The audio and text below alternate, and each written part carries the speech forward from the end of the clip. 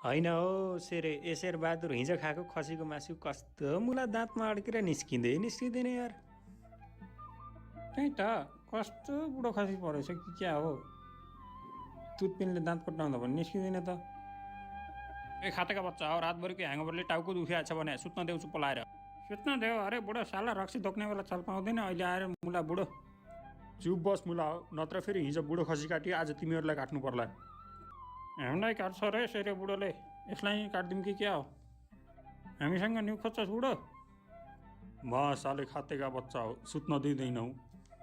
सुत बुढो सुत, धेरै छन् दिन, अब कति बाँच्लास् त? ए केटा हो, आज पनि बाजीगामले खसी बोकेर आउँदैछ तलबाट। होइन यहीँ बुढोले नै देख्दो रहेछ जहिले, हिजो पनि यसैले नै देखायो क्यारे। यहाँ सुन केटा हो, आज पनि बाहुनले खसी लिएर आउँदैछ, फेरि बाहुनको खसी लुट्नुपर्छ। कसरी लुट्ने? बाहुनलाई दिनदिनै बेकुब बनाउन सजिलो छ त बुढा। बाहुनलाई बेकुब बनाउने आज अर्को आइडिया छ मसँग, यहाँ सुन। बुढोको आइडियाले दिनदिनै काम गर्दैन, साला खाते बुढो। खाते बुढो होइन मुला, खाते बुढोले नै काम गर्छ, यहाँ सुन ध्यान दिएर। बाहुनले आज पनि खसी बोकेर आउँदैछ काँधोमा, फेरि बेलुका मासु भात। ओहो हो सम्झे त खातेका बच्चा हो। ओहो तँलाई दिन्छ अब खसी, हिजो हामीले बेकुब बनाएको थाहा पाएछ बाहुनले। यहाँ सुन मुलाहरू, त्यो बाहुनले थाहा पाएर केही हुँदैन। आज मसँग हिजोको भन्दा डेन्जर आइडिया छ, मैले जेही भन्छु त्यही गर। आज पनि बेलुका मासु भात खाँदा मजा आउँछ। छट्टु बाहुनलाई हिजो जस्तो सोझो ठानेछ बुढाले। हेर्दै जा मुलाहरू, यो बुढाको आइडिया अगाडि कसैको केही लाग्दैन। ठुक्क मेरो जिन्दगी, हिजो खसी चिन्न नसकेर नालीका छोराहरूले लुटे, काम गर्ने कालु मकै खाने भालु भनु जस्तो भयो। ए मुला बाहुन, त्यो काँधामा के बोकेर हिँडेको? के हुनु नि, मर्या साल देखिनस् खातेको बच्चा? मर्या साल रे, यसो हेर्दा त खसी जस्तो देखिन्छ त।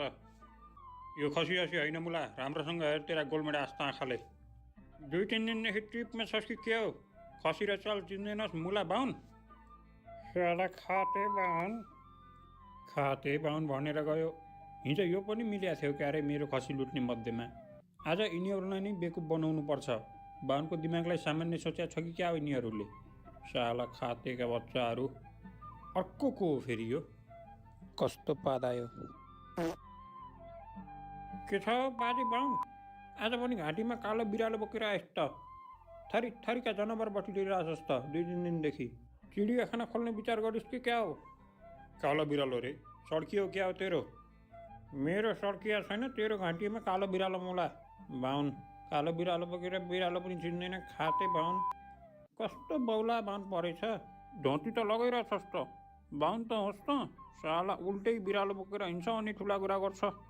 बढी बोलिस् खातेको छोरो, हिजो पनि यस्तै यस्तै कुरा गरेर खसी लुट्यो होइन मुला हो?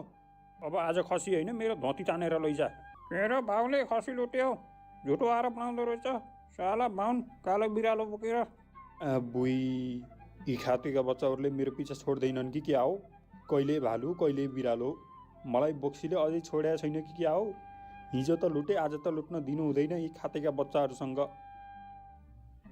यो अर्को खातेको हो फेरि। ए यो मुला बौला चोर, हिजो मेरो खसी लुट्ने यही नै हो क्यारे। हिजोको खसी त फिर्ता माग्नु पर्यो। ए बौला चोर। के हो बाहुन, कताबाट आइस? हिजो मलाई झुक्काएर खसी लुट्ने तँ होइनस्, खुरुक्क न खसी फिर्ता कर। मैले लुटिन हो बाहुन तेरो खसी, भिरबाट पल्टिएको थियो। अनि आज तँलाई म्यानमार बर्मादेखि प्रेम छ रे, तेरो भक्तले तेरो घरमा दुध दिने गाई पनि उपहार पठाएको छ मुला बाहुन।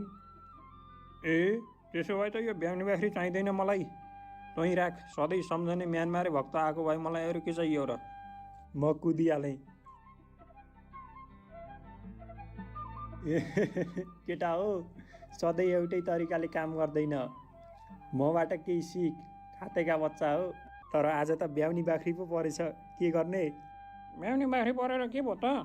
बाख्री तँ राख बुढा,